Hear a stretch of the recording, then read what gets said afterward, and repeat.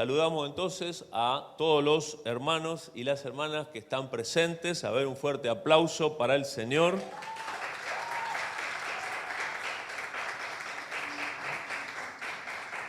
Y también a todos los que están mirándonos y oyéndonos por las redes. Que Dios te bendiga. Compartimos aquí la palabra de Dios, buscamos a Dios y te invitamos a buscarlo juntos.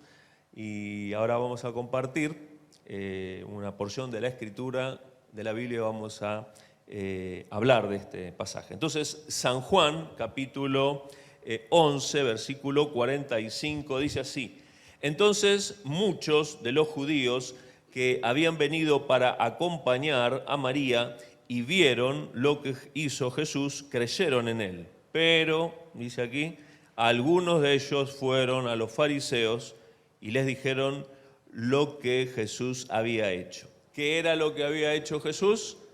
Simplemente había levantado de los muertos a Lázaro, un hombre amigo de él, amigo personal. Cuando Jesús salía de predicar de Jerusalén, él iba a una aldea a 3 kilómetros, que hoy sería como un barrio de los suburbios, ¿no? Y quedaba ahí a vivir con él, posiblemente varios días. Y entonces estaba Lázaro y sus 2 hermanas, Marta y María. Ya hemos hablado en los mensajes anteriores que este capítulo lo podemos llamar Jesús es la resurrección y la vida. Muere Lázaro y las hermanas le avisan a Jesús que viniera para sanarlo.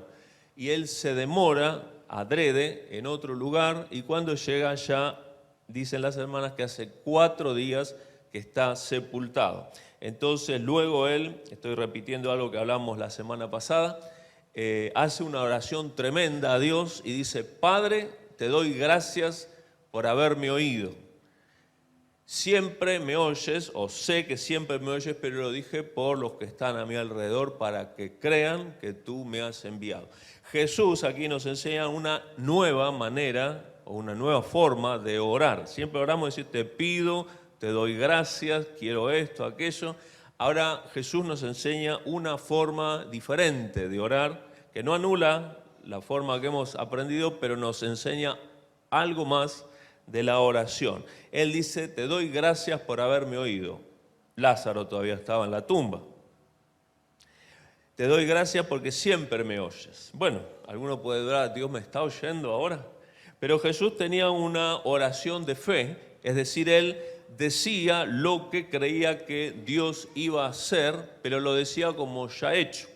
En Romanos capítulo 4 dice, Dios llama a las cosas que no son como si fuesen.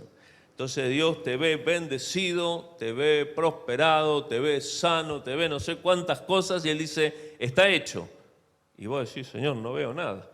Mis ojos me hacen ver una realidad diferente a lo que vos decís. Mis oídos no oyen lo que vos estás diciendo que ya sucedió. Estoy sufriendo ciertas circunstancias y vos decís que ya está resuelta. ¿Cómo es esto? Dios, como tiene todo el poder, puede decir a las cosas que no existen, que existan, y a las cosas que todavía no sucedieron en tu vida y en mi vida como ya hechas, porque Él sabe día y hora en el cual las va a hacer. Entonces nos enseña que nosotros oremos también de esta manera.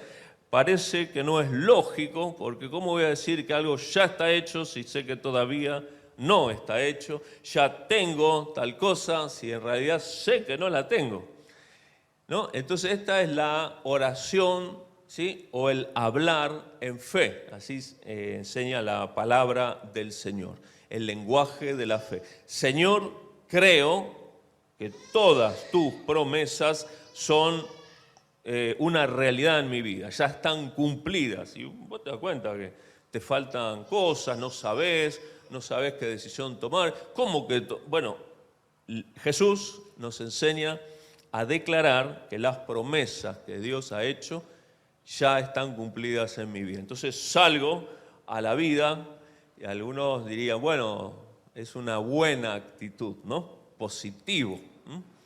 Pero es mucho más que una estrategia mental humana, sino que es más bien lo que nos enseña la palabra del Señor. A hablar en nuestra oración privada: Señor, creo que tú me oyes.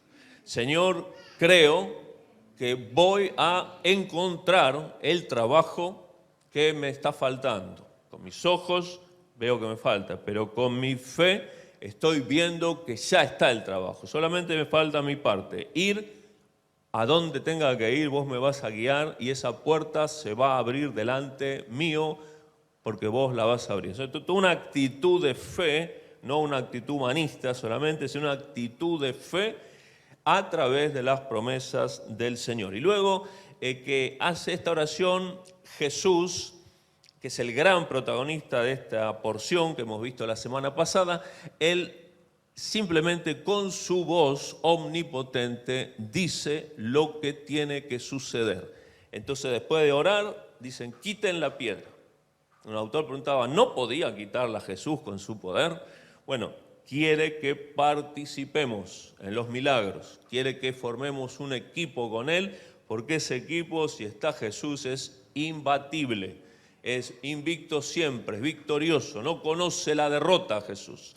Quitan la piedra después de debatir un rato y Jesús, con su voz de autoridad, con su voz omnipotente, le dice al muerto que vuelva de la misma muerte y que comience a vivir otra vez. Dice: Lázaro, ven fuera.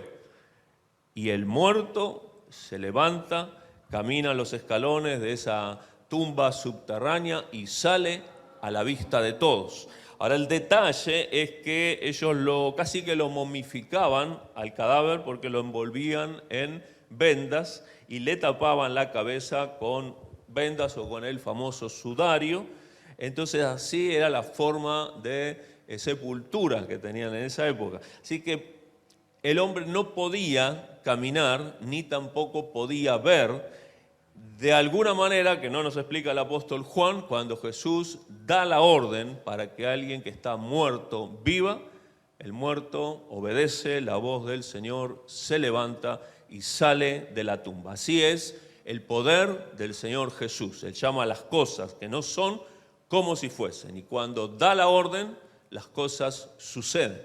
Entonces vemos aquí que la consecuencia de este tremendo milagro, en el versículo 45, dice: muchos de los judíos que habían venido para acompañar a María y vieron lo que hizo Jesús, creyeron en él.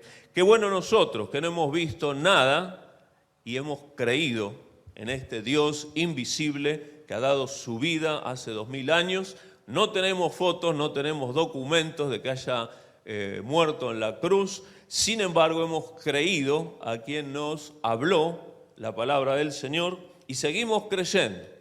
Aunque todavía tengamos una necesidad, un problema o varios, seguimos creyendo.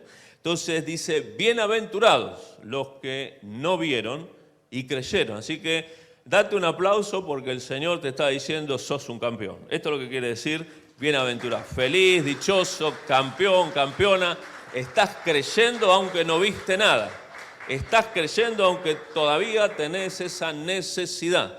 Todavía estás sufriendo alguna situación, sea familiar, económica, laboral, lo que sea, y todavía mantenés tu fe. El apóstol Juan, en su primera carta, dice que ¿cuál es la victoria que vence al mundo? Y él dice: la victoria que vence al mundo es nuestra fe.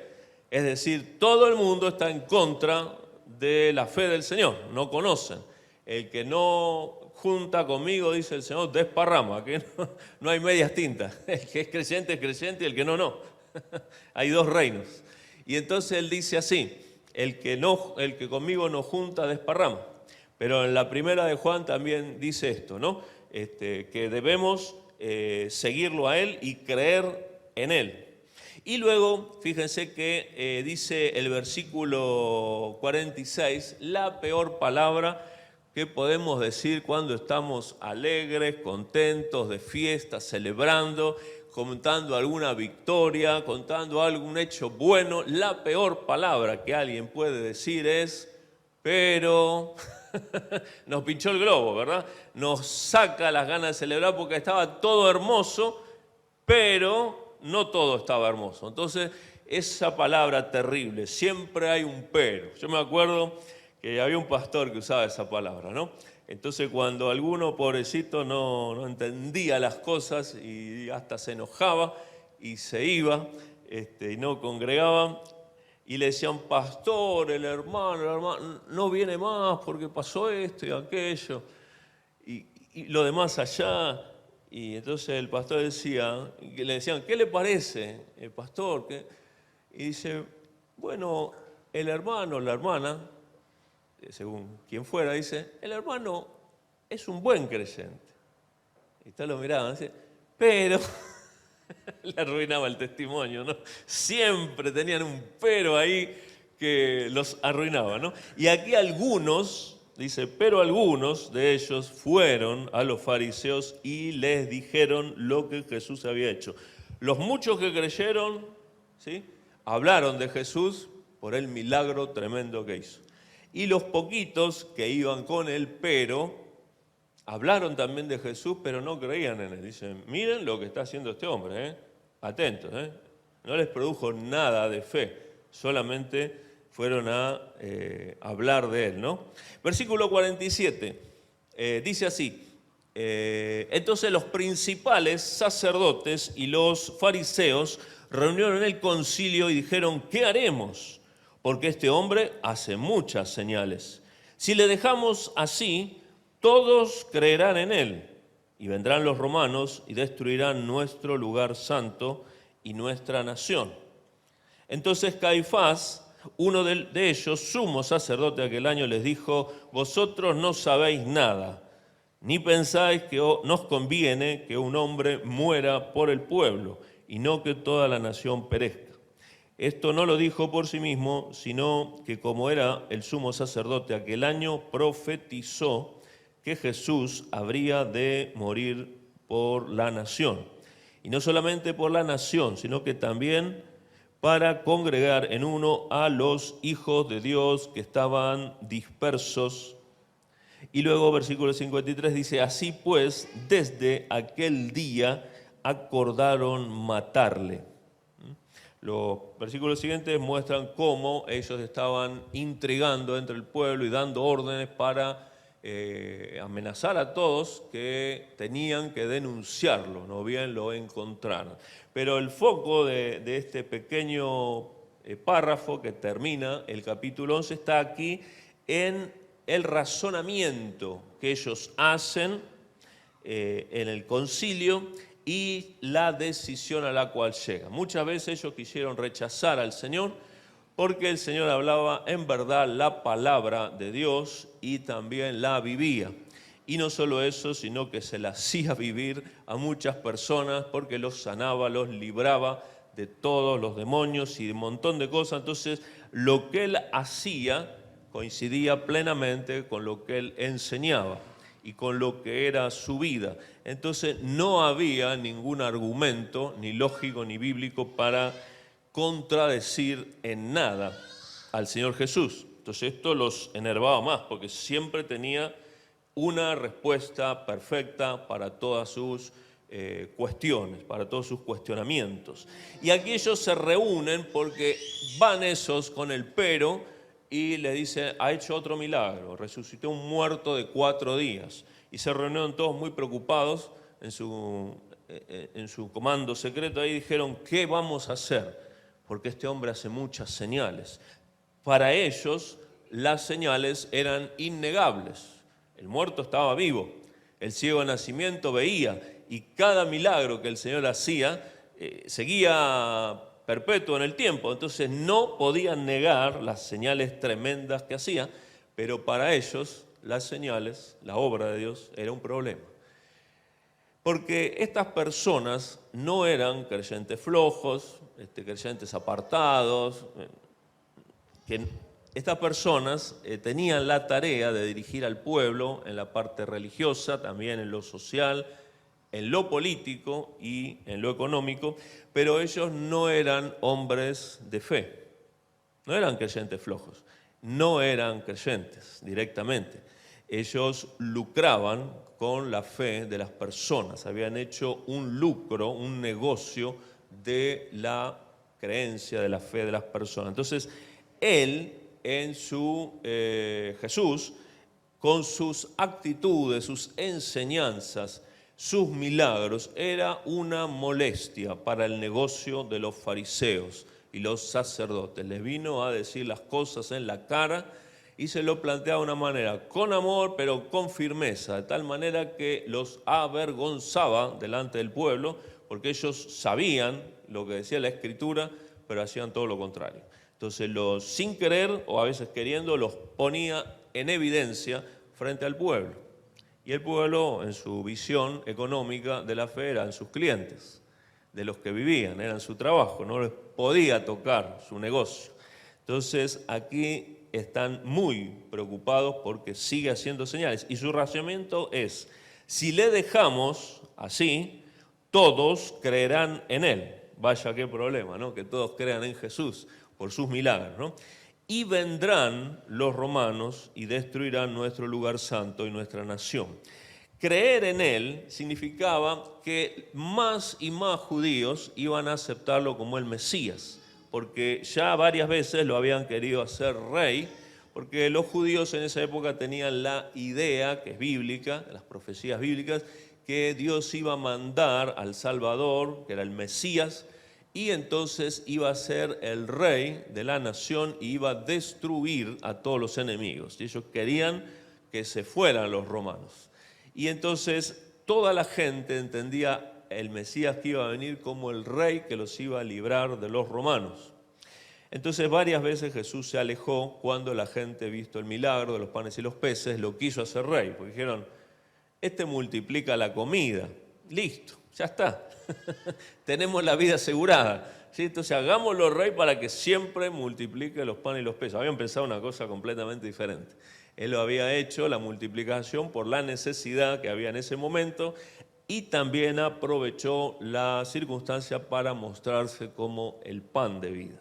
El que cree en Jesús, su alma será alimentada eternamente. Siempre va a tener palabra de Dios en su vida. Él no pensaba tanto en los panes y los peces, sino que las personas creyeran en Él para que oyeran su palabra y su alma esté saciada de la palabra de Dios. Bueno, aquí entonces ellos están diciendo, lo van a levantar como rey y entonces van a venir los romanos. Los romanos dominaban, el imperio romano dominaba la tierra de Judea y a Jerusalén, y les habían dado una autonomía para que ellos se gobernaran, tuvieran su culto. Los romanos no les molestaba que cada pueblo tuviera su dios. Es más, ellos por su política llevaban algunos dioses de cada pueblo y los ponían en Roma, y Roma decían, adoramos a todos los dioses. Así no hay ningún problema con tu religión y la mía, ¿no? Ellos fueron muy inteligentes, muy astutos, ¿no? Entonces es como aquel que dice, no, yo soy de todos los clubes, me gusta el fútbol, todo el fútbol, entonces no pelea con nadie, porque es hincha de todo, ¿no? Entonces los romanos hacían esto, para no pelear con ninguno, porque lo que les interesaba es que la gente trabajara para que pagara impuestos. ¿Les suena eso? Desde que el hombre está en la tierra sucede eso, ¿no? Querían que pagaran impuestos, no le importaban las cuestiones religiosas, querían los impuestos.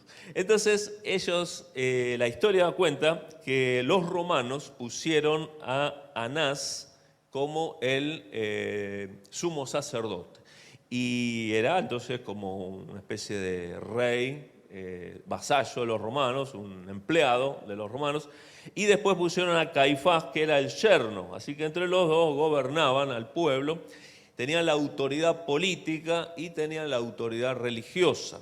Esto les daba un gran prestigio social. Ellos eran de la más alta sociedad de Judea. Y por supuesto que ellos recibían como sacerdotes dinero de todos los judíos que iban a ofrecer sus sacrificios, porque era lo que había mandado el Señor. Y también podían vivir muy bien, porque toda la gente tenía que, al ofrendar, una parte de la ofrenda se la llevaba el sacerdote. Entonces ellos eran los líderes políticos, económicos, sociales, ¿sí? Y religiosos. Tenían todos los poderes en sus manos. Y ahora viene uno que no sabemos ni de dónde viene y nos quiere venir a romper el negocio.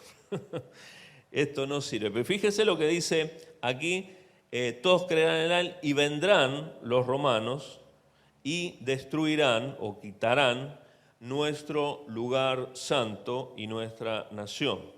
Dice, quitarán nuestro lugar, ¿sí? Este lugar se entiende como el templo de Jerusalén. Van a quitar el templo.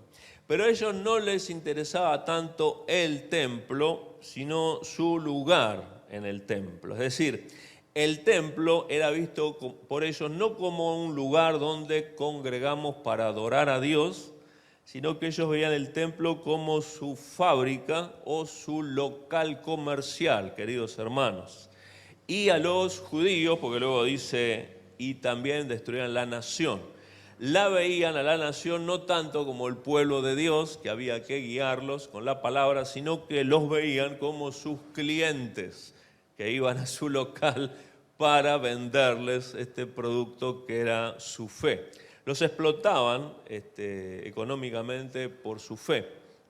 Utilizaban la fe de todo el pueblo para explotarlos. Entonces dicen, quitarán nuestro lugar, nos pusieron en autoridad a los romanos, van a venir, nos van a sacar, y con esta autoridad que perdemos todo el poder político, no vamos a recibir las ofrendas, no va a funcionar el templo tampoco, pues lo van a destruir, perdemos esto, lo social, lo político, lo económico, lo religioso, y también van a destruir a nuestros clientes, así que se nos acaba el negocio. Tenemos que hacer algo con Jesús. Esta era la realidad que ellos estaban manejando.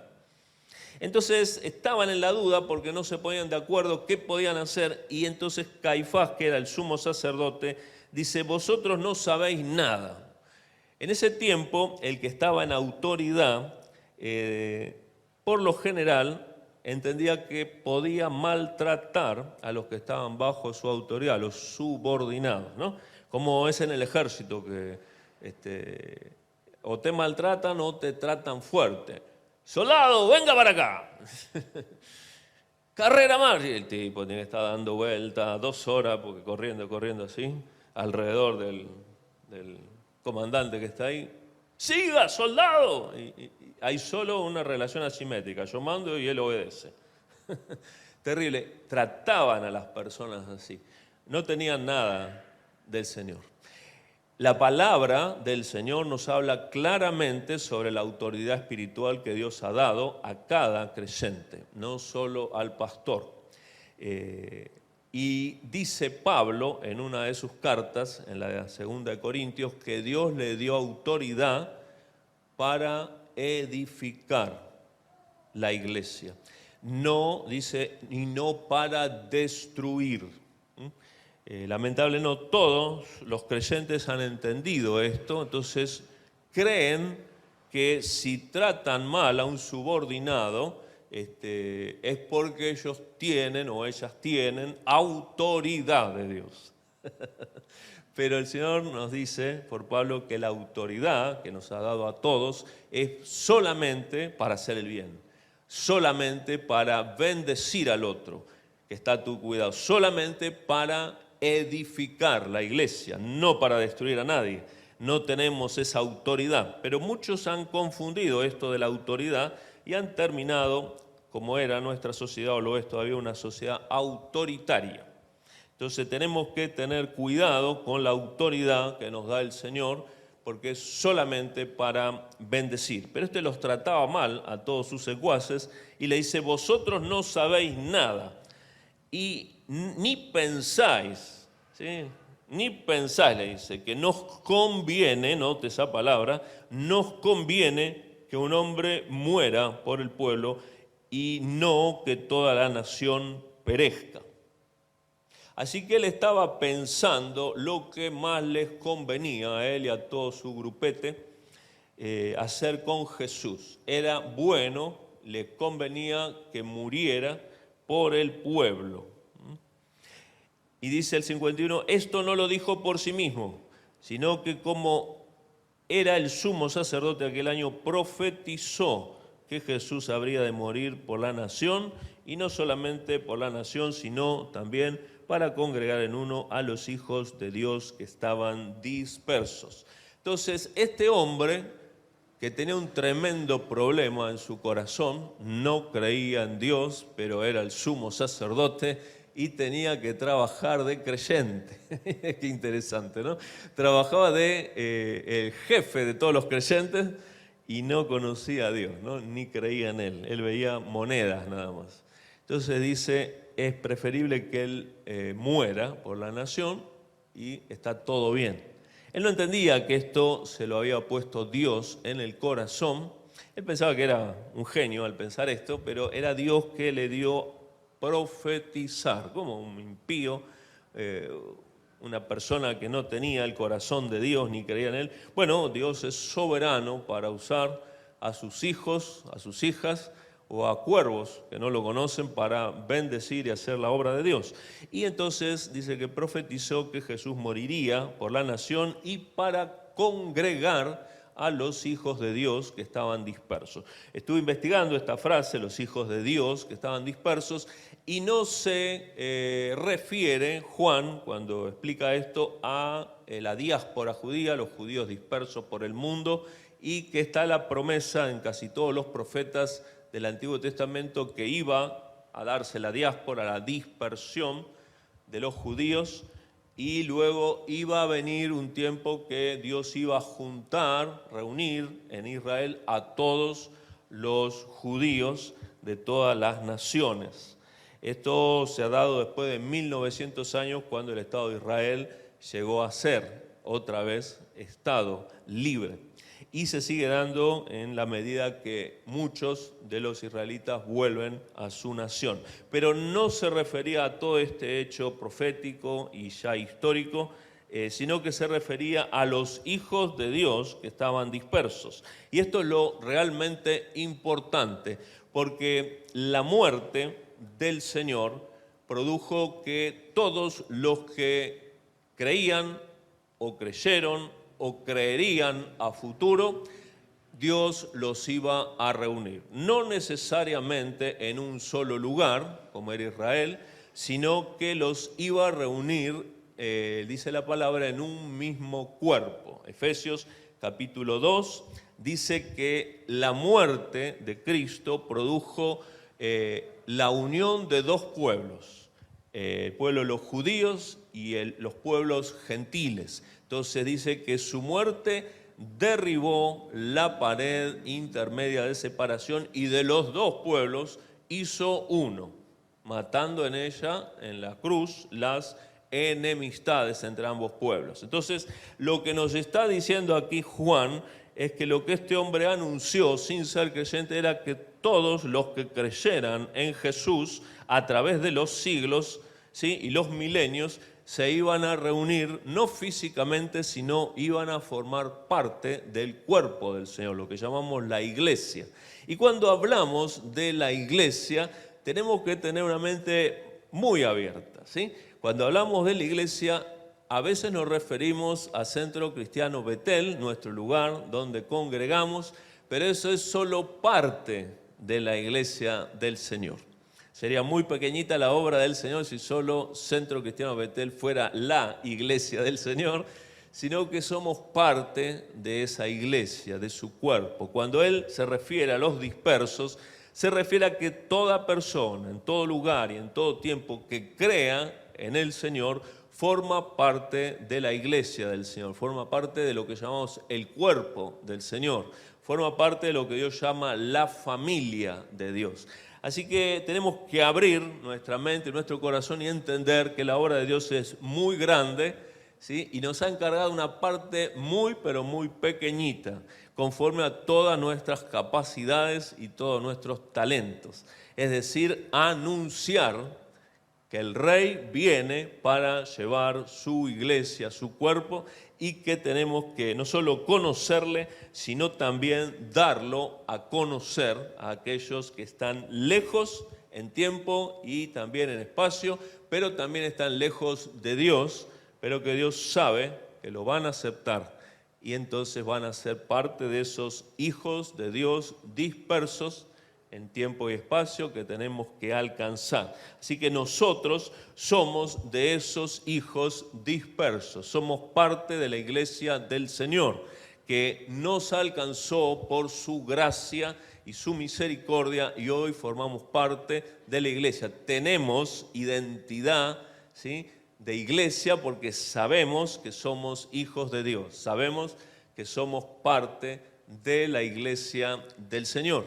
Entonces, así como alguien te habló la palabra del Señor y creíste sin ver y entraste a formar parte de la familia, del cuerpo y de la iglesia, así también nosotros tenemos que hablar a otras personas para que otros que están perdidos lleguen a ser hijos de Dios, ¿sí?, que están dispersos por todo el mundo. Yo te invito a que te pongas en pie, vamos a orar. También si tenemos músicos, vamos a hacer algún tema para alabar al Señor, pero quiero que te vayas con esto. Vamos a orar ahora, después vamos a cantar, que te vayas con esto. El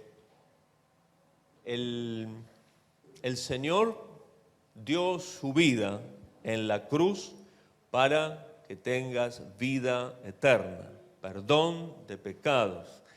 Basta de culpas, hermanos. El Señor se llevó en la cruz las culpas. Basta de esos conceptos raros que a veces tenemos.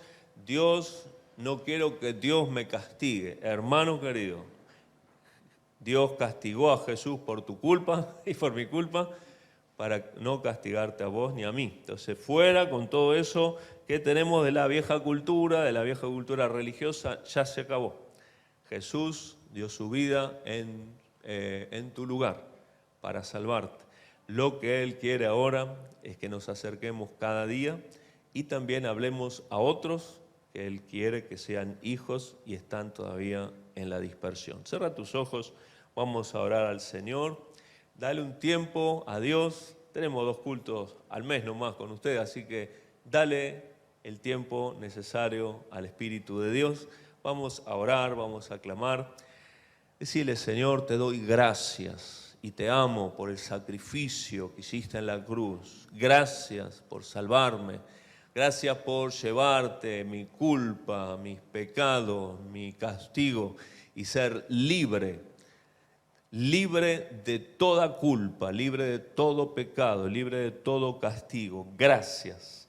Y también queremos, Padre, en el nombre de Jesús, orar a ti, para que tú, Señor, nos uses para hablar con otros la palabra de Dios, para que muchos hijos que están en la dispersión lleguen a ser parte de la iglesia, lleguen a ser parte de tu familia, lleguen a ser parte del cuerpo del Señor. Te lo rogamos en el nombre de Jesús, que tú traigas, Señor, con tu Espíritu Santo en nosotros toda la bendición del cielo, pero también nos des la gracia, la creatividad, todo lo necesario para hablar y alcanzar a otras personas el Evangelio de Jesucristo. Animarlos, motivarlos, invitarlos para que ellos puedan tomar libremente su decisión a favor de Cristo Jesús. Te lo rogamos en el nombre de Jesús. Amén. Y vamos a dar un aplauso bien fuerte al Señor, que se escuche hasta los cielos. Un aplauso muy fuerte.